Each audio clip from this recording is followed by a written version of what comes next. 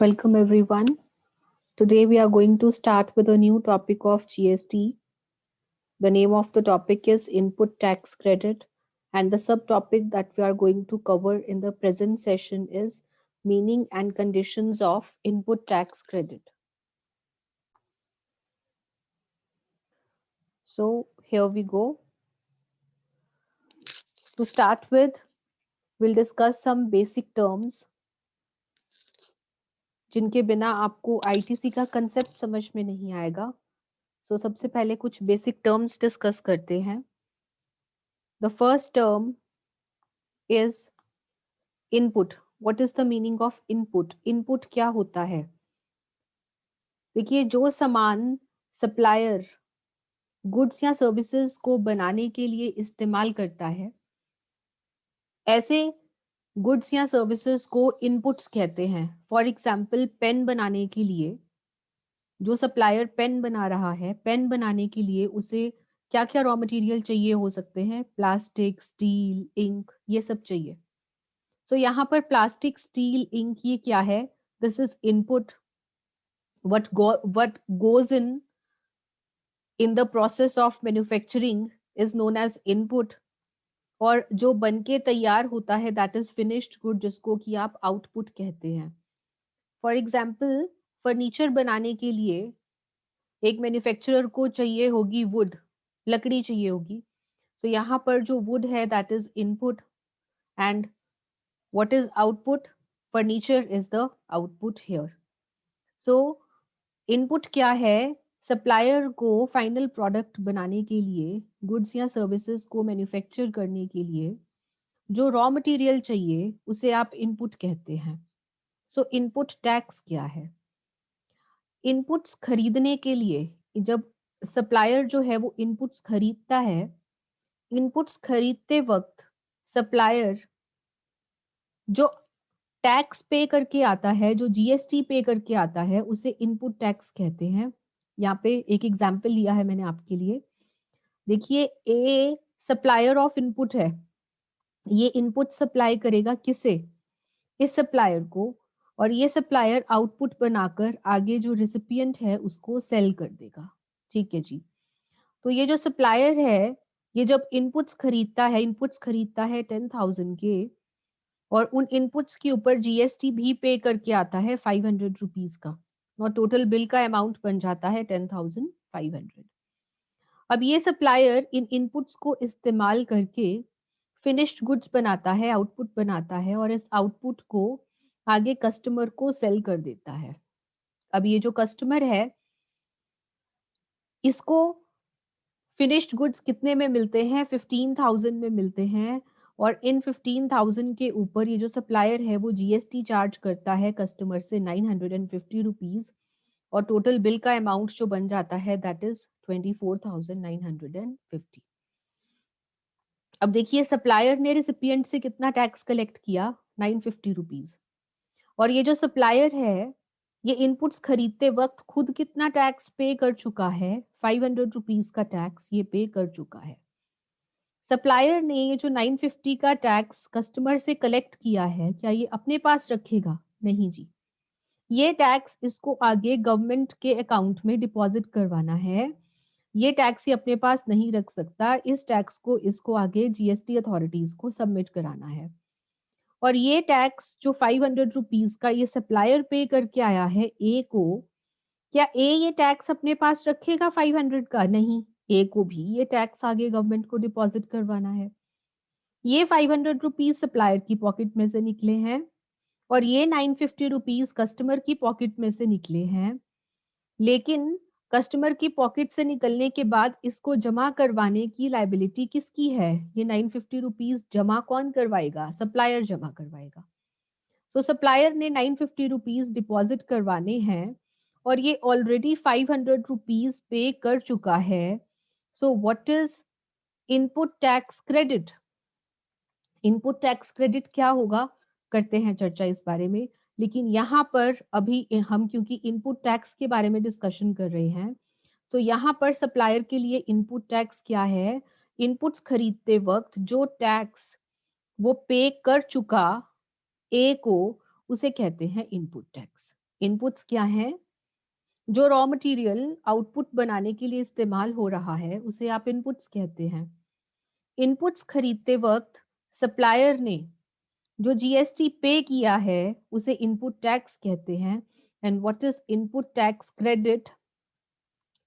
इस 500 रुपीज का जब श्रेय, जब लाभ ये सप्लायर उठाएगा उसे आप कहेंगे इनपुट टैक्स क्रेडिट। जो इनपुट टैक्स सप्लायर पे कर चुका, कितना टैक्स पे कर चुका? 500। जब उसका लाभ उठाएगा कौन? जब सप्लायर उसका लाभ उठाएगा उसे कहेंगे आप इनपुट टैक्स क्रेडिट। अब लाभ कैसे उठाएगा? इस तरह से लाभ उठाया जाएगा। देखिए, कस्टमर से सप्लायर ने कितना जीएसटी कलेक्ट किया? 950। 950 is output GST. What is 950? 950 is output GST. ये जीएसटी ऐसा है जो कि सप्लायर ने पे करना है, और जो सप्लायर पे कर चुका that is input GST. This is input tax. जब आउटपुट टैक्स में से आप इनपुट टैक्स को माइनस कर देते हैं, सेट ऑफ कर देते हैं, उसे आप इनपुट टैक्स क्रेडिट कहते हैं। And the final payment is what? Input tax को आउटपुट टैक्स में से माइनस करके जो आया that will be your final tax. So यहाँ पर अब जो सप्लायर है उसे गवर्नमेंट के पास कितने रुपीस डिपॉजिट करवाने हैं? 950 नहीं, 950 माइनस 500 जो कि उसके पास इनपुट टैक्स क्रेडिट खड़ा है, वो 500 माइनस करवाने के बाद अब सप्लायर को कितने रुपए जमा करवाने हैं गवर्नमेंट के पास? Only rupees 450। तो यहाँ पर जो सप्लायर है उसने क्या किया? अपने इनपुट टैक्स को सेट ऑफ कर दिया। सेट ऑफ कर दिया किसके साथ? आउटपुट जीएसटी के साथ उसको सेट ऑफ कर दिया, और जो बाकी पेमेंट है वो गवर्नमेंट को कर दी। इसे आप कहते हैं आईटीसी या फिर इनपुट टैक्स क्रेडिट। सो जब परचेज पर पे किए गए टैक्स को, परचेज पर पे किए गए टैक्स को सेट ऑफ करना, जब आप उसको सेट ऑफ कर देते हैं आउटपुट टैक्स के साथ, आउटपुट टैक्स के साथ जब आप परचेज पर पे किए गए टैक्स को सेट ऑफ कर देते हैं तो उसे आप कहते हैं आईटीसी, इनपुट टैक्स क्रेडिट। ये तो हुआ भाई हमारी लैंग्वेज में, लेमैन लैंग्वेज में, इजी टर्म्स में कि इनपुट क्या है, इनपुट टैक्स क्या है, इनपुट टैक्स क्रेडिट क्या है। ये तो हमारी लैंग्वेज में हुआ। अब लॉ क्या कहता है? जो जीएसटी एक्ट है वो क्या कहता है? जीएसटी एक्ट में इनपुट टैक्स को डिफाइन किया गया है कि इनपुट टैक्स क्या है। कौन से सेक्शन में डिफाइंड है इनपुट टैक्स? सेक्शन 2 सबसेक्शन 62 में डिफाइंड है इनपुट टैक्स। और ये सेक्शन क्या कहता है कि इनपुट टैक्स में क्या क्या आता है? जो भी सीजीएसटी, एसजीएसटी, आईजीएसटी या यूटीजीएसटी सप्लायर पे करके आया है, ये जीएसटी कुछ भी हो सकता है, सीजीएसटी भी हो सकता है, एसजीएसटी, आईजीएसटी, यूटीजीएसटी कुछ भी हो सकता है।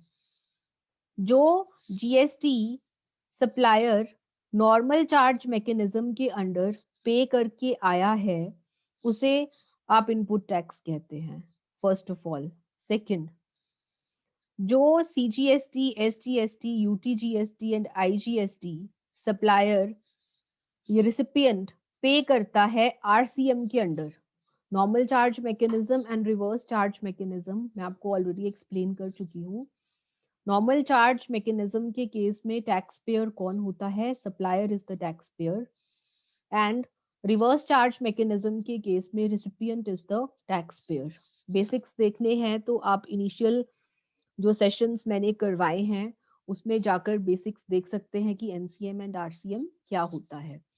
सो नॉर्मल चार्ज मैकेनिज्म के अंडर जो सीजीएसटी, एसजीएसटी, आईजीएसटी या यूटीजीएसटी सप्लायर पे कर चुका है उसका इनपुट टैक्स भी मिल जाएगा उसे।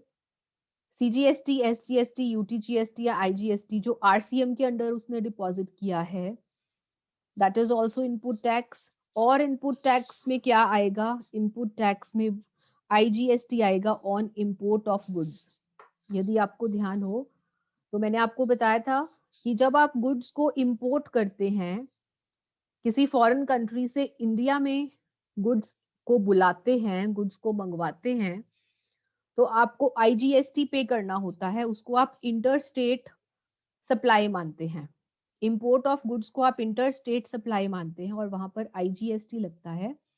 सो जब आपने इनपुट्स, मान लीजिए कि वो इनपुट्स इंडिया में अवेलेबल नहीं है, वो इनपुट्स आपने किसी बाहर वाली कंट्री से इंपोर्ट करे हैं, तो आपने वहां पर आईजीएसटी पे कर रखा होगा। क्या उस आईजीएसटी का भी आपको क्रेडिट मिल जाएगा? हाँ जी, जरूर मिलेगा। सो इनपुट टैक्स में क्या क्या आता है? नॉर्मल चार्ज मैकेनिज्म के अंडर यदि आपने कोई जीएसटी पे किया है, वो उसका क्रेडिट आप ले सकते हैं। यदि आपने रिवर्स चार्ज मैकेनिज्म के अंडर टैक्स पे कर रखा है, उसका क्रेडिट भी आप ले सकते हैं। और यदि आपने इनपुट्स को इंपोर्ट किया है और आईजीएसटी पे कर रखा है, तो उस आईजीएसटी का बेनिफिट भी आप उठा सकते हैं। This is the definition of input tax. लेकिन इनपुट टैक्स में एक चीज नहीं आएगी, एक चीज इनपुट टैक्स में नहीं आएगी जो मैंने रेड में हाईलाइट करी है। Input tax doesn't include tax paid to composition tax payer. Composition tax payer कौन होता है? स्मॉल टैक्स पेयर जो कि रेगुलर स्कीम में रजिस्टर्ड नहीं है, कॉम्पोजिशन स्कीम में रजिस्टर्ड है। कॉम्पोजिशन स्कीम हम ऑलरेडी डिस्कस कर चुके हैं अपने प्रीवियस सेशंस में, पूरा चैप्टर हमने इसके ऊपर स्टडी किया है। सो यदि ये जो सप्लायर है इनपुट्स खरीदता है किसी ऐसे टैक्स पेयर से जो कि कॉम्पोजिशन स्कीम के अंडर रजिस्टर्ड है, और इस सप्लायर ने इनपुट्स खरीदते वक्त इस कॉम्पोजिशन टैक्स पेयर को कोई टैक्स पे किया है, तो उस टैक्स का बेनिफिट ये सप्लायर नहीं उठा पाएगा।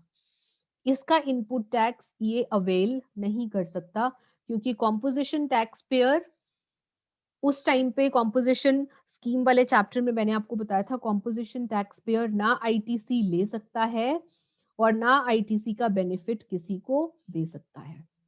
सो यदि सप्लायर कोई टैक्स पे करके आया है कॉम्पोजिशन टैक्स पेयर को, तो ऐसे टैक्स का आईटीसी उसको नहीं मिल सकता। This is an exclusion from the definition. Next आपकी डेफिनेशन आती है इनपुट टैक्स क्रेडिट की। अभी हमने डिस्कस किया कि इनपुट टैक्स में क्या क्या आएगा। अब इनपुट टैक्स क्रेडिट क्या है? सेक्शन 263 कहता है कि जब आप इनपुट टैक्स जो आप पे कर चुके हैं, इनपुट टैक्स पेड, जो इनपुट टैक्स आप पे कर चुके हैं, जब आप उसको सेट ऑफ करते हैं, जब आप उसको क्या करते हैं, जब आप उसको सेट ऑफ करते हैं, setting of the amount of input tax paid, जो इनपुट टैक्स आपने पे किया है, जब आप उसको सेट ऑफ करते हैं, किसके साथ सेट ऑफ करते हैं? जब आप उसको अपने आउटपुट टैक्स के साथ सेट ऑफ करते हैं, तो उसे, उस प्रोसेस को आप कहते हैं इनपुट टैक्स क्रेडिट। एग्जाम्पल देखिए, इस एग्जाम्पल को ध्यान से देखिए, इसी एग्जाम्पल को हम आगे हर जगह पे इस्तेमाल करेंगे। ये देखिए, सबसे पहले हमारे पास एबीसी लिमिटेड है, और ये एबीसी लिमिटेड क्या है? ये रेडीमेड गारमेंट्स बनाती है। ये कंपनी क्या बनाती है? रेडीमेड गारमेंट्स बनाती है। सो एबीसी लिमिटेड के लिए आउटपुट क्या है? रेडीमेड गारमेंट्स, रेडीमेड कपड़े बनाना, उसके लिए एक आउटपुट है। अब ये रेडीमेड कपड़े बनाने के लिए एबीसी लिमिटेड को इनपुट्स चाहिए। मान लीजिए पॉलिएस्टर चाहिए, और पॉलिएस्टर चाहिए, और ये पॉलिएस्टर का सप्लायर बैठा है एक मिस्टर एक्स, एक मिस्टर एक्स है जो कि पॉलिएस्टर सप्लाई करता है। अब एबीसी लिमिटेड ने क्या किया है?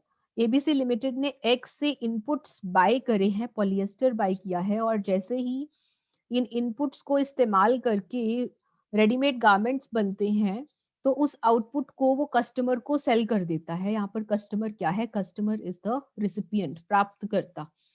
गुड्स को रिसीव कौन कर रहा है? रिसिपिएंट कर रहा है, कस्टमर कर रहा है। आइए आगे बढ़ते हैं। अब एबीसी लिमिटेड ने जब इनपुट्स खरीदे, पॉलिएस्टर खरीदा ए से, तो पॉलिएस्टर खरीदा 200 रुपए में मान लीजिए, और उसके ऊपर जीएसटी जो एक्स ने एबीसी से कलेक्ट किया, वो GST at the rate of 10% collect किया, और 200 का 10% कितना निकला? 20। ₹20 का जीएसटी एबीसी लिमिटेड ने किसको पे कर दिया? एक्स को पे कर दिया और ₹220 का टोटल बिल बन गया। अब एक्स ने क्या करना है, ये ₹20 जो एबीसी लिमिटेड से कलेक्ट करे हैं, इस ₹20 को आगे गवर्नमेंट को डिपॉजिट करवाना है। ठीक है जी। अब नेक्स्ट प्रोसेस पर चलते हैं। इस इनपुट को इस्तेमाल करके एबीसी लिमिटेड ने रेडीमेड गारमेंट्स बनाए और कस्टमर को सेल किए ₹400 में, और कस्टमर से चार्ज कर लिया जीएसटी। मान लीजिए रेडीमेड गारमेंट्स के ऊपर जीएसटी है 12%, तो 400 का 12% इज 48 रुपीज। 48 रुपीज कस्टमर से चार्ज कर लिया और टोटल बिल का अमाउंट बना 448 रुपीज। अब ये 48 रुपीज गवर्नमेंट को कौन पे करेगा? कौन पे करने वाला है? कस्टमर से कलेक्ट करके पे कौन करेगा? ABC limited. अब एबीसी लिमिटेड ने जो इनपुट्स खरीदे, इनपुट्स क्या है? पॉलिएस्टर, उसके ऊपर जो जीएसटी ये पे कर चुका, दैट इज व्हाट, उसे आप इनपुट टैक्स कहते हैं। ये एग्जांपल समझने के बाद आइए अब एक एक करके डिस्कस करते हैं यहाँ पर बेसिक टर्म्स कौन कौन सी हैं। सबसे पहले तो यहाँ पर इस एग्जांपल में अगर हम देखें तो हमारे पास इनपुट क्या है?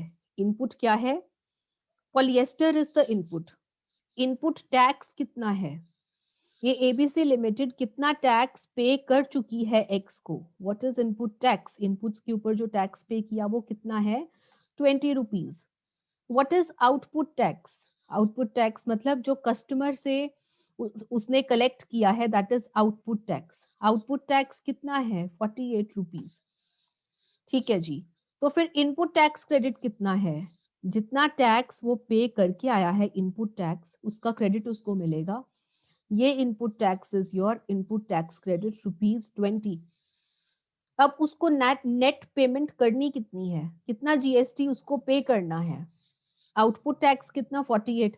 48 में से उसको आईटीसी का लाभ मिल जाएगा, इसको वो सेट ऑफ कर लेगा, ₹20 को सेट ऑफ कर लेगा, and remaining 28 will be his net tax payable. इतना टैक्स उसको पे करना होगा। यदि उसको इस आईटीसी का लाभ ना मिलता तो उसे ₹48 पे करने पड़ते, लेकिन क्योंकि यहाँ पर उसको इस आईटीसी का लाभ मिल रहा है तो इसको सेट ऑफ करने के बाद उसकी जो फाइनल टैक्स लायबिलिटी बनती है दैट इज ₹28।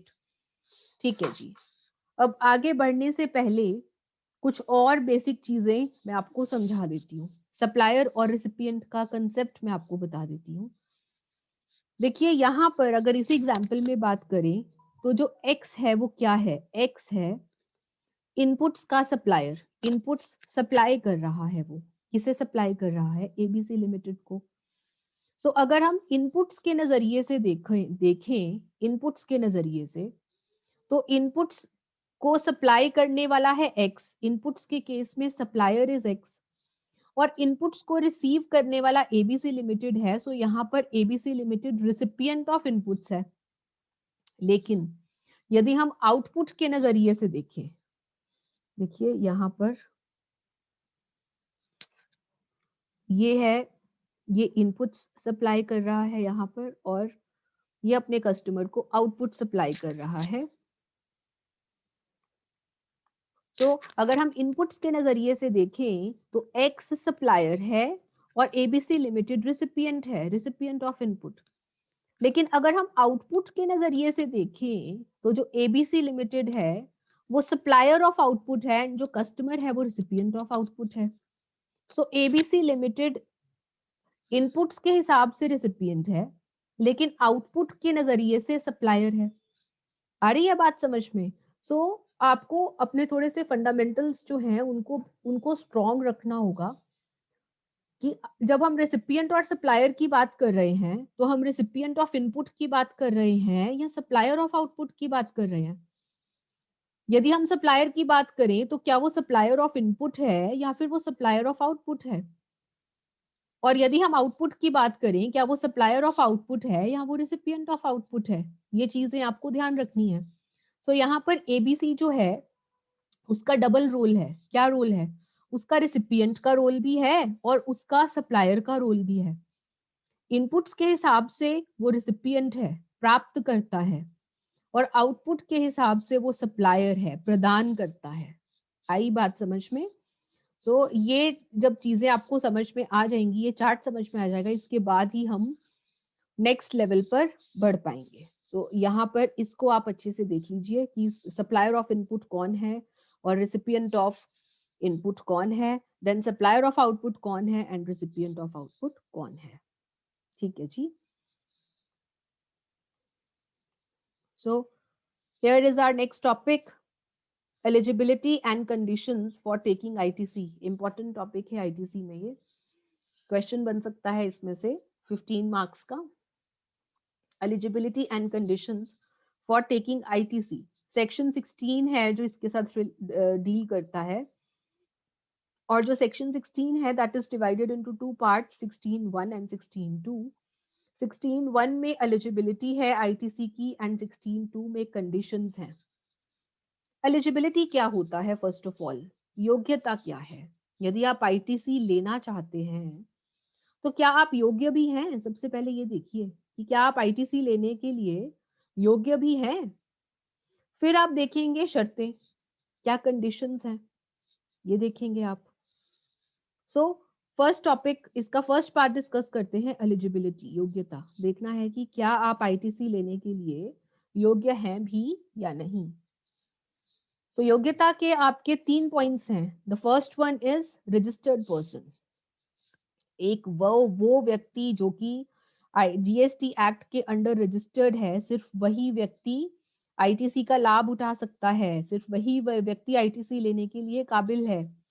अब आप एक कस्टमर हैं, आप दुकान पर जाते हैं, आप कोई भी प्रोडक्ट खरीदते हैं या किसी आप रेस्टोरेंट में गए हैं, जब आप रेस्टोरेंट का बिल चेक करें तो आप देखेंगे कि आपके बिल में जीएसटी भी लगा होता है।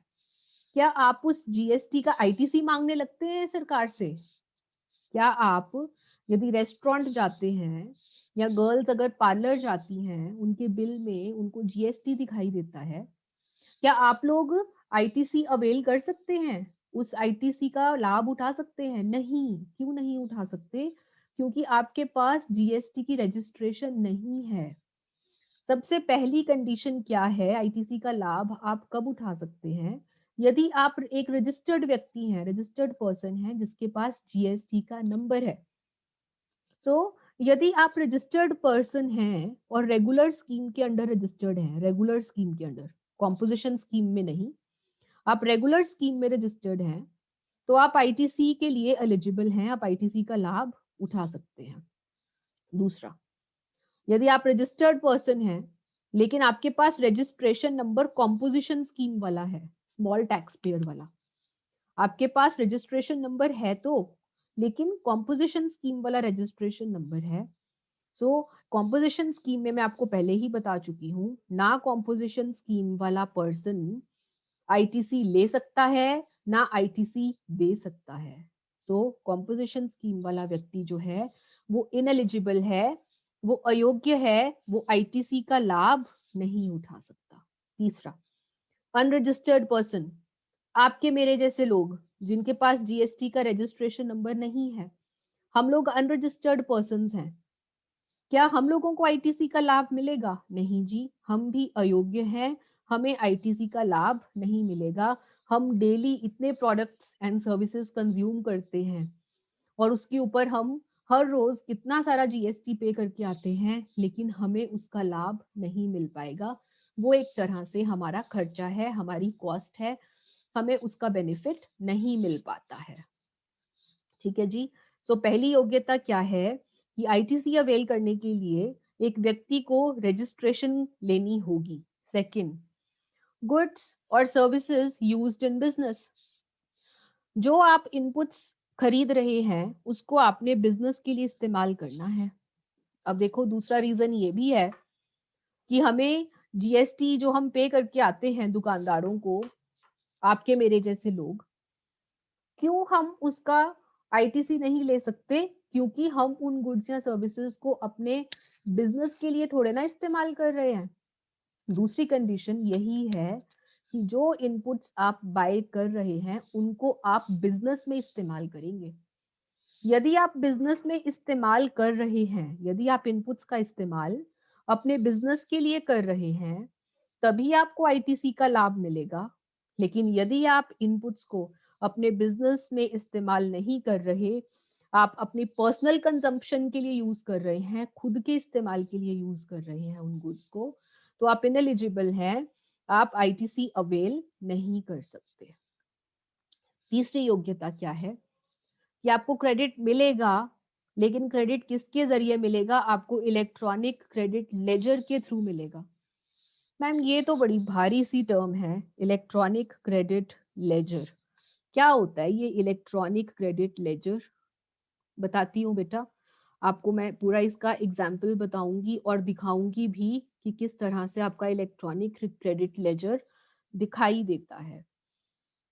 देखिए जीएसटी का सारा सिस्टम जो है वो ऑनलाइन चलता है। जीएसटी पोर्टल पर जाकर आपको रजिस्ट्रेशन करवानी होती है, वहीं से आपकी रजिस्ट्रेशन कैंसिल होती है।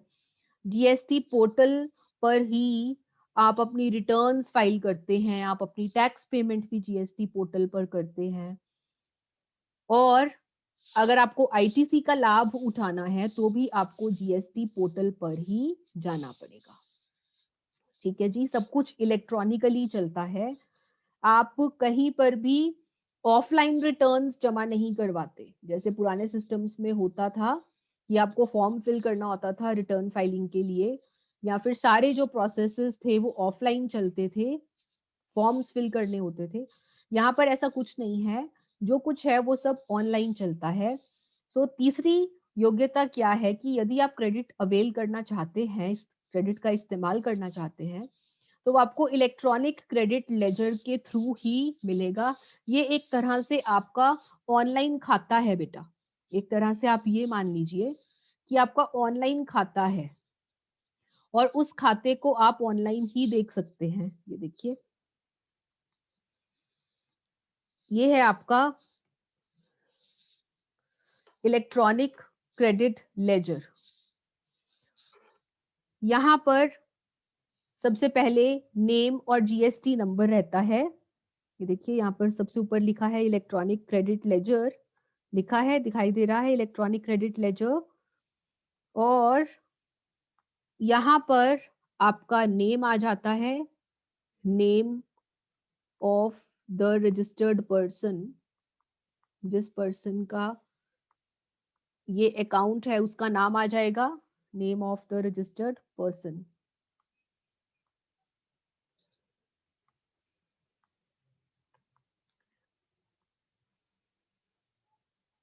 ठीक है जी, और यहाँ पर साथ ही साथ उसका जीएसटी नंबर आ जाएगा, जीएसटी नंबर, यहाँ पर जीएसटी नंबर आ जाएगा। सो यहाँ पर name of the registered person और यहाँ पर जीएसटी नंबर आ जाएगा। उसके बाद यहाँ पर देखिए आपसे पूछा जा रहा है कि आप अपना इलेक्ट्रॉनिक क्रेडिट लेजर कहाँ से लेकर कहाँ तक देखना चाहते हैं। यहाँ पर आप अपनी डेट मेंशन कर देंगे कि यहाँ से लेकर यहाँ तक मुझे अपना क्रेडिट लेजर देखना है कि मेरे अकाउंट में कितना आईटीसी पड़ा है, मेरे अकाउंट में कितना आईटीसी पड़ा है। पिछले साल का आईटीसी मेरे पास कुछ भी नहीं था, देखिए कुछ भी नहीं था, लेकिन इस दिन जो कि टैक्स पीरियड ये है, इसमें मेरा आईटीसी कितना पड़ा है। मेरे पास आईजीएसटी, आईजीएसटी का क्रेडिट इतना है, मैं इतना टैक्स आईजीएसटी में पे कर चुकी हूँ अपने इनपुट्स के ऊपर। आईजीएसटी मैं इतना पे कर चुकी हूँ अपने इनपुट्स के ऊपर, सीजीएसटी मैं इतना पे कर चुकी हूँ अपने इनपुट्स के ऊपर, एसजीएसटी मैं इतना पे कर चुकी हूँ, और साथ ही साथ मैं सेस भी पे कर चुकी हूँ। और इन सब को मिला के मेरे इलेक्ट्रॉनिक क्रेडिट लेजर में, मेरे खाते में आईटीसी कितना पड़ा है, इतना आईटीसी पड़ा है। And what is the closing balance, वो यहाँ पर आपको दिखाई दे जाएगा। इस तरह से आपका इलेक्ट्रॉनिक क्रेडिट लेजर दिखता है। जब आप रिटर्न्स फाइल करते हैं, आप आउटवर्ड टैक्स की रिटर्न फाइल करते हैं, आप इनपुट टैक्स की रिटर्न फाइल करते हैं। इनपुट टैक्स की रिटर्न कौन सी होती है? जब आप परचेज करते हो, जब आप कुछ भी परचेज करते हो तो उसके लिए आपको अलग रिटर्न फाइल करनी होती है, और जब आप सेल करते हो तो उसके लिए आप अलग से रिटर्न फाइल करते हो।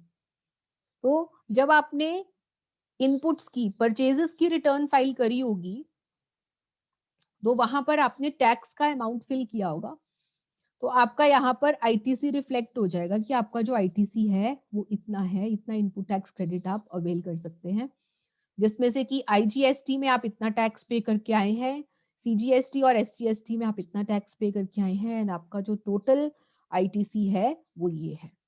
तो इस तरह से आपका स्ट्रक्चर रहता है इलेक्ट्रॉनिक क्रेडिट लेजर का। ठीक है जी। अब एलिजिबिलिटी के 3 पॉइंट्स करने के बाद, क्या पॉइंट्स है एलिजिबिलिटी के? फर्स्ट ऑफ ऑल, जो पर्सन है वो रजिस्टर्ड होना चाहिए, रजिस्टर्ड भी रेगुलर स्कीम के अंडर होना चाहिए, तो ही वो योग्य होगा। यदि उसके पास कॉम्पोजिशन स्कीम की रजिस्ट्रेशन है तो वो अयोग्य है, और यदि वो अनरजिस्टर्ड व्यक्ति है तो भी वो आईटीसी के लिए अयोग्य है। और जो आपने इनपुट्स यूज करे हैं उनको आपने बिजनेस के लिए इस्तेमाल करना है। आप नॉन बिजनेस पर्पस के लिए यदि इस्तेमाल कर रहे हैं तो आपको आईटीसी का लाभ नहीं मिलेगा, और आईटीसी का लाभ आपको इलेक्ट्रॉनिक क्रेडिट लेजर के थ्रू ही मिल सकता है। विद दिस आर ये जो फर्स्ट पार्ट है 16.1 एलिजिबिलिटी वाला पार्ट इज ओवर। अब हम कंडीशंस डिस्कस करेंगे 16.2 के अंडर। सो ये देखिए, ये इलेक्ट्रॉनिक क्रेडिट लेजर है, एक्सप्लेन कर चुकी हूँ आपको। Then comes your conditions for availing ITC section 16.2। क्या शर्तें हैं यदि आप आईटीसी अवेल करना चाहते हैं? आप रजिस्टर्ड हैं, आप रजिस्टर्ड पर्सन है रेगुलर स्कीम के अंडर, आप योग्य तो हो गए, लेकिन अब कंडीशंस क्या हैं, शर्तें क्या हैं, आपको आईटीसी मिलेगा कब? ठीक है जी। देखिए यहाँ पर मैंने आपको क्या बोला कि आप रजिस्टर्ड व्यक्ति हैं,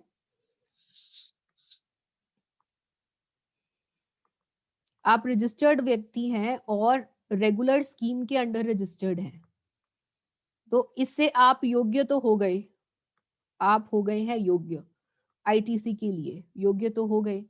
लेकिन अब आपको कंडीशंस कौन सी फुलफिल करनी है, आगे कौन सी शर्तें देखनी है, ये देखने वाली बात है।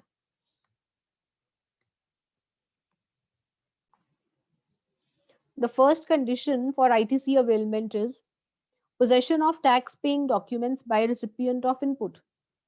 मैम ये क्या है? जो व्यक्ति इनपुट्स रिसीव कर रहा है, रिसिपिएंट ऑफ इनपुट, देखिए वो कंसेप्ट मैंने आपको इसीलिए समझाया था।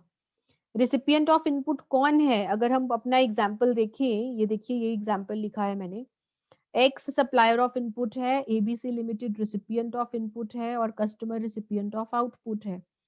सो यहाँ पर रिसिपिएंट ऑफ इनपुट की जब हम बात कर रहे हैं तो हम किसकी बात कर रहे हैं? ABC limited.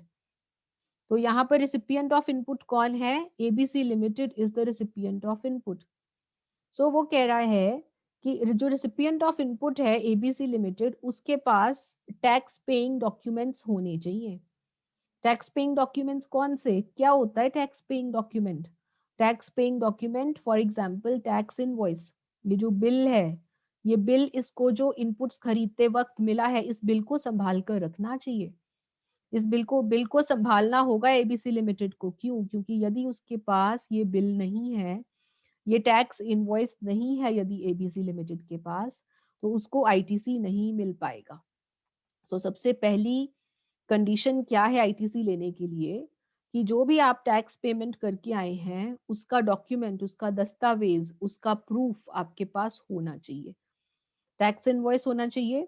तो ये टैक्स इनवॉइस मिलेगा कहाँ से? यह डॉक्यूमेंट कहाँ से मिलेगा? ये डॉक्यूमेंट आपका सप्लायर आपको देगा। ये जो सप्लायर ऑफ इनपुट है, जैसे आपने इनपुट खरीदा है, वो जो बिल आपको देगा वही आपके लिए प्रूफ होगा। और यदि आपके पास ये इनवॉइस नहीं है, ये इनवॉइस नहीं है, तो आपको आईटीसी नहीं मिल सकता। So the first condition is कि जो रिसिपिएंट ऑफ इनपुट है उसके पास टैक्स पेइंग डॉक्यूमेंट होना चाहिए। सेकंड कंडीशन क्या है? Receipt of inputs by the recipient. ये जो रिसिपिएंट ऑफ इनपुट है एबीसी लिमिटेड, इसके पास इनपुट्स आ जाने चाहिए, इसके द्वारा इनपुट्स की प्राप्ति हो जानी चाहिए।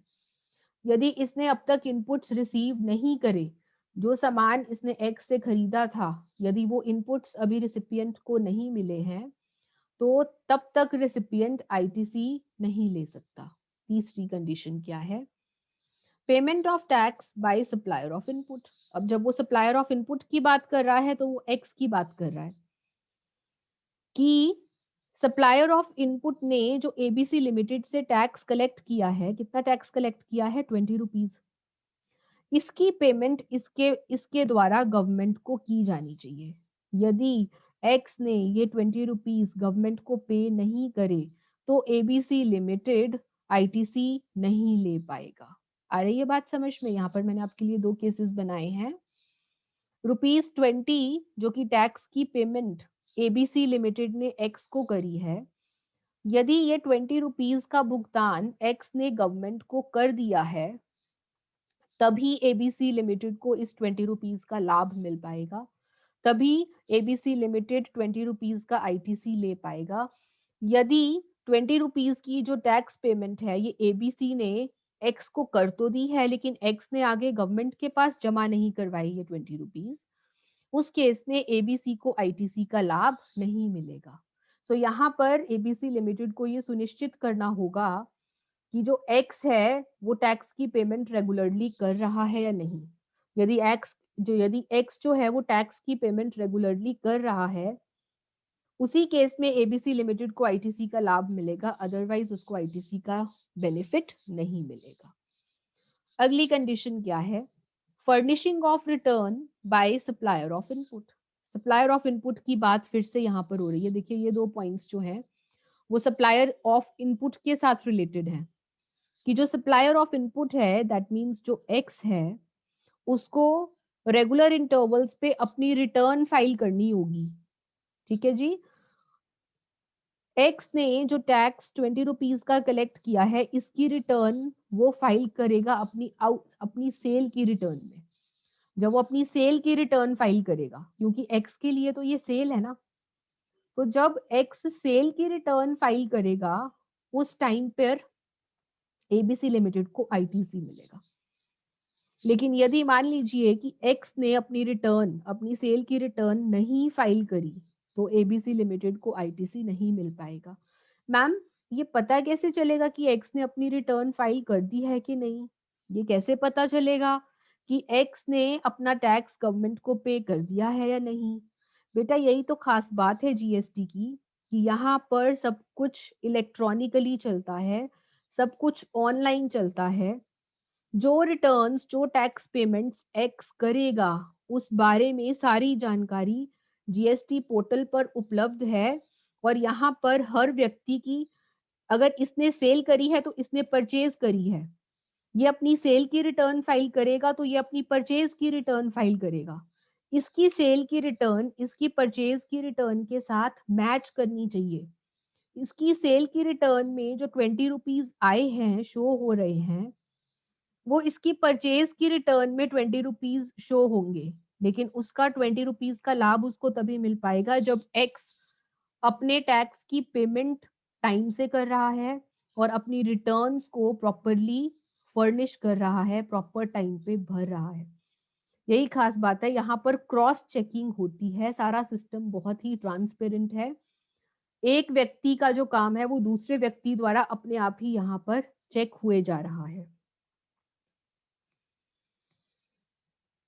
फॉर एग्जाम्पल देखिए, मिस्टर एक्स जो कि सप्लायर ऑफ इनपुट है उसने अपनी रिटर्न टाइम से भर दी है, उसी केस में एबीसी लिमिटेड को आईटीसी मिल पाएगा। और यदि मिस्टर एक्स ने अपनी रिटर्न नहीं भरी है तो एबीसी लिमिटेड को आईटीसी नहीं मिल पाएगा। सो यहाँ पर जो एबीसी लिमिटेड है उसको ये इंश्योर करना होगा, उसको ये सुनिश्चित करना होगा कि जो मिस्टर एक्स है वो टैक्स की पेमेंट और रिटर्न फाइलिंग टाइम से कर रहे हो, अदरवाइज एबीसी लिमिटेड को आईटीसी नहीं मिल पाएगा। फिफ्थ कंडीशन क्या है? On the receipt of last lot of inputs. ये क्या है भाई? पहले एग्जांपल समझते हैं, उसके बाद इस पॉइंट को डिटेल में डिस्कस करेंगे। देखिए ये एक टैक्स इनवॉइस है, यहाँ पर टैक्स इनवॉइस जो इनपुट्स दे रहा है वो मिस्टर एक्स प्रोवाइड कर रहा है, और यहाँ पर मिस्टर एक्स का एड्रेस है और यहाँ पर रिसिपिएंट का नेम है, रिसिपिएंट मान लीजिए एबीसी लिमिटेड है। मिस्टर एक्स का जीएसटी नंबर, हर टैक्स इनवॉइस के ऊपर जीएसटी नंबर होना अनिवार्य है। और यदि रेसिपिएंट भी रजिस्टर्ड पर्सन है तो रेसिपिएंट का भी यहाँ पर जीएसटी नंबर आ जाएगा। रेसिपिएंट का नाम, पता और जीएसटी नंबर यहाँ पर आएगा। ऐसे ही सप्लायर का नाम, पता और जीएसटी नंबर यहाँ पर आ जाएगा। और मान लीजिए कि जो रेसिपिएंट है एबीसी लिमिटेड, वो पेन्स मैन्युफैक्चर कर रहा है और पेन्स मैन्युफैक्चर करने के लिए उसको इंक चाहिए, और वो इंक कौन सप्लाई कर रहा है? मिस्टर एक्स सप्लाई कर रहा है, जो कि सप्लायर ऑफ इनपुट है।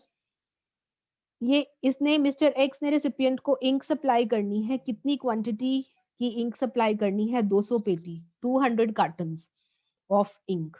रेट क्या है? प्रति कार्टन का जो रेट है वो 100 रुपए है। तो अकॉर्डिंगली जो अमाउंट है, कितना अमाउंट पे करना है रेसिपिएंट ने? 20,000। 20,000 प्लस जीएसटी कितना चार्ज किया है मिस्टर एक्स ने? 2,000 रुपीज। सो बिल अमाउंट आपका कितना बनकर आया? 22,000 इज द बिल अमाउंट। ये आपका एक टैक्स इनवॉइस है। अब देखिए, जरूरी नहीं कि ये 200 के 200 कार्टन एक ही बार में रिसिपिएंट के पास पहुंच जाए। ऐसा हो सकता है कि मिस्टर एक्स के पास इंक की शॉर्टेज हो और मिस्टर एक्स बोले कि मैं आपको ये कार्टन्स एक ही बार में नहीं, मैं आपको 3 लॉट्स में, 3 भागों में ये सप्लाई करूंगा। फर्स्ट लॉट में मैं आपको 50 कार्टन सप्लाई करूंगा। ये फर्स्ट लॉट मिस्टर एक्स ने रेसिपिएंट को भेजा 1/1/2019 को। दूसरा लॉट 100 कार्टन्स का था जो कि 15 जनवरी 2019 को पहुंचा, और तीसरा लॉट 50 कार्टन्स का था जो कि 2 फरवरी 2019 को पहुंचा। अब बात जो यहाँ पर मुद्दा है वो क्या है? मुद्दा ये है कि ये जो आईटीसी है 2,000 रुपीज का, जो कि रेसिपिएंट को मिलने वाला है, जो कि एबीसी लिमिटेड को मिलने वाला है, इस 2,000 का लाभ कब मिलेगा? क्या एक एक को मिल जाएगा? क्या 15 एक को मिल जाएगा? क्या 2-2 को मिलेगा? किस दिन मिलेगा? तो यहाँ पर जो हमारा जीएसटी एक्ट है वो ये कहता है कि यदि इनपुट्स जो हैं वो भागों में प्राप्त होते हैं तो वहां पर इनपुट टैक्स क्रेडिट आपको तभी मिलेगा जब आपका अंतिम लॉट आएगा। जिस दिन आपका अंतिम लॉट आएगा, उससे पहले आप आईटीसी नहीं ले सकते। यदि एक ही इनवॉइस का आईटीसी है और उस इनवॉइस की जो क्वांटिटी है वो आपको अलग अलग भागों में मिल रही है, तो आप आईटीसी का लाभ तभी उठा सकते हैं जिस दिन आपको उस इनवॉइस का आखिरी लॉट प्राप्त होगा। तो यहाँ पर आखिरी लॉट कब प्राप्त हुआ? 2 फरवरी 2019 को प्राप्त हुआ। तो यहाँ पर आप आईटीसी का लाभ कब से उठा सकते हैं? 2 फरवरी 2019 से उठा सकते हैं। ठीक है जी। अगली कंडीशन क्या है? Payment to supplier of input within 180 days. कि जो इनपुट्स का प्राप्त करता है, जो रिसिपिएंट है, उसको ये जो बिल की पेमेंट करनी है 22,000 की, ये 180 डेज के अंदर अंदर कर दे। कौन? रिसिपिएंट। रिसिपिएंट कौन? ABC limited. जो रिसिपिएंट ऑफ इनपुट है एबीसी लिमिटेड, उसको ये सुनिश्चित करना होगा कि वो इस बिल की जो पेमेंट है वो 180 डेज के अंदर अंदर, 180 दिन, 180 दिन का मतलब समझ रहे हो? आधा साल। आपको 6 मंथ्स मिल रहे हैं बिल की पेमेंट के लिए। 6 मंथ्स के अंदर अंदर, 180 डेज के अंदर अंदर जो रिसिपिएंट है उसको इनवॉइस की पेमेंट कर देनी होगी। तभी वो 2000 आईटीसी का बेनिफिट उठा पाएगा। यदि उसने 180 डेज के अंदर अंदर पेमेंट कर दी तो उसको 2000 का आईटीसी मिल जाएगा। लेकिन यदि उसने पेमेंट करी 180 दिन बीत जाने के बाद, पेमेंट तो उसको पूरी करनी पड़ेगी 22,000, लेकिन उसको आईटीसी नहीं मिल पाएगा, उसको 2000 का बेनिफिट नहीं मिल पाएगा। ये 2000 रुपीज जो है वो लैप्स हो जाएंगे क्योंकि उसने जो पेमेंट है वो 180 डेज के अंदर नहीं की है। Next and the last condition is no depreciation claim on tax component. Tax के ऊपर आपको डेप्रिसिएशन नहीं लेना है। भाई डेप्रिसिएशन सबसे पहले तो आप लेते कब हैं? जब आप कोई फिक्स्ड एसेट बाय करते हैं। डेप्रिसिएशन कब चार्ज होती है? जब आप कोई फिक्स्ड एसेट बाय करते हैं। अब जो रॉ मटेरियल हम इस्तेमाल कर रहे हैं यदि हम इंक की बात करें, यदि हम वुड की बात करें, क्या वो हमारे फिक्स्ड एसेट्स हैं? नो, वो हमारे फिक्स्ड एसेट्स नहीं है। तो जब हम डेप्रिसिएशन की बात कर रहे हैं, तो एक तरह से हम किस इनपुट की बात कर रहे हैं? यहाँ पर हमारा इनपुट है मशीनरी, कोई फिक्स्ड एसेट। अब अगर एबीसी लिमिटेड कपड़े बनाने का काम कर रहा है, गारमेंट्स मैन्युफैक्चरिंग का काम है, उसे गारमेंट्स मैन्युफैक्चर करने के लिए कुछ ना कुछ मशीनरी, कोई ना कोई फिक्स्ड एसेट्स तो चाहिए होंगे, कोई ना कोई मशीनरी चाहिए होगी। मान लीजिए कि मशीनरी उसने मिस्टर एक्स से ली, तो यहाँ पर मिस्टर एक्स कौन है? Supplier of machinery. ABC limited कौन है? मशीनरी के प्राप्तकर्ता, रिसिपिएंट ऑफ मशीनरी। और जो भी ये कपड़े बनाएंगे, आउटपुट मैन्युफैक्चर करेंगे, वो आगे कस्टमर को सेल कर देंगे। अगर हम कपड़ों के पॉइंट ऑफ व्यू से देखें, आउटपुट के पॉइंट ऑफ व्यू से देखें, तो सप्लायर कौन है? Supplier of output ABC limited. और कस्टमर क्या है? Recipient of output. अब हमें अपनी चर्चा यहाँ पर सीमित करनी है कि जो मिस्टर एक्स है, उसने मशीनरी सप्लाई करी एबीसी लिमिटेड को। मशीनरी की जो कॉस्ट थी दैट इज 1 लाख, और उसके ऊपर जीएसटी लगा 5,000 रुपीज। 5,000 रुपीज का जीएसटी लगा, जो कि एबीसी लिमिटेड ने मिस्टर एक्स को पे किया। टोटल बिल का अमाउंट कितना बन गया? 1,05,000। अब यहाँ पर दो केसेस आते हैं। अब ये एबीसी लिमिटेड की मर्जी है कि वो डेप्रिसिएशन किसके ऊपर लगाता है। अगर एबीसी लिमिटेड डेप्रिसिएशन पूरे बिल के ऊपर लगाता है, 1,05,000 के ऊपर लगाता है, तो उस केस में उसको आईटीसी नहीं मिल पाएगा। लेकिन यदि डेप्रिसिएशन सिर्फ 1 लाख के ऊपर लगाई जाती है, 5,000 के ऊपर नहीं लगाई जाती, तो उस केस में आपको आईटीसी का लाभ मिल पाएगा। आ रही है बात समझ में? कहने का मतलब क्या है कि या तो आप आईटीसी ले लो, या फिर आप टैक्स के ऊपर डेप्रिसिएशन ले लो। दोनों में से कोई एक चीज ही हो सकती है। आपको दोनों तरह के लाभ नहीं मिल सकते। या तो आप टैक्स के ऊपर, ये टैक्स जो आप पे करके आए हैं, या तो आप इसके ऊपर डेप्रिसिएशन ना लो। अगर आप इसके ऊपर डेप्रिसिएशन नहीं लगाओगे, आप 1 लाख के ऊपर ही डेप्रिसिएशन ले रहे हो, उस केस में आपको आईटीसी मिल जाएगा। लेकिन यदि आप इसके ऊपर डेप्रिसिएशन लगा रहे हो, दैट मीन्स आप पूरे 1,05,000 के ऊपर डेप्रिसिएशन लगा रहे हो, उस केस में आप क्योंकि डेप्रिसिएशन ले रहे हो 5,000 के ऊपर, तो 5,000 के ऊपर आपको आईटीसी नहीं मिलेगा। आप दोनों में से कोई एक चीज ही ले सकते हो। या तो आप 5,000 के ऊपर डेप्रिसिएशन ले लीजिए, या फिर आप 5,000 का आईटीसी ले लीजिए। ये आपकी मर्जी है। आ रही है बात समझ में? So these are the 7 conditions of availing ITC. कौन कौन सी कंडीशंस है? सबसे पहले तो जो रेसिपिएंट ऑफ इनपुट है, जो एबीसी लिमिटेड है, उसके पास टैक्स इनवॉइस होना चाहिए, उसके पास टैक्स पेइंग डॉक्यूमेंट्स होने चाहिए, तभी वो आईटीसी ले सकता है। दूसरा, जो रेसिपिएंट है उसको गुड्स मिल जाने चाहिए, उसको गुड्स की प्राप्ति हो जानी चाहिए, इनपुट्स की प्राप्ति होनी चाहिए। तीसरा, जो सप्लायर ऑफ इनपुट्स है, दैट मीन्स जो मिस्टर एक्स है, उसके द्वारा टैक्स की पेमेंट की जानी चाहिए गवर्नमेंट को। फोर्थ इज, जो सप्लायर ऑफ इनपुट है मिस्टर एक्स, उसे चाहिए कि वो अपनी जो रिटर्न है वो टाइमली फाइल करे, तभी एबीसी लिमिटेड को आईटीसी मिल पाएगा, वरना नहीं मिल पाएगा। यदि आपको इनपुट्स लॉट्स में रिसीव हो रहे हैं, तो आपको आईटीसी तभी मिलेगा जब आपका लास्ट लॉट आपके पास आ जाएगा। लास्ट लॉट आने से पहले आप आईटीसी नहीं ले सकते हैं। आईटीसी आपको तभी मिलेगा यदि आपने उस इनवॉइस की जो पेमेंट है वो 180 डेज के अंदर अंदर कर दी है। यदि आपने पेमेंट 180 डेज के बाद करी है, तो आपको आईटीसी का लाभ नहीं मिलेगा। और यदि आप टैक्स कंपोनेंट के ऊपर, टैक्स के भाग के ऊपर डेप्रिसिएशन ले रहे हैं, तो आपको आईटीसी नहीं मिलेगा। या तो आपको डेप्रिसिएशन का बेनिफिट मिलेगा, या फिर आपको आईटीसी का बेनिफिट मिलेगा। These are the conditions for availing ITC. So क्या क्या किया हमने अब तक? आइए एक क्विक रिकैप कर लेते हैं।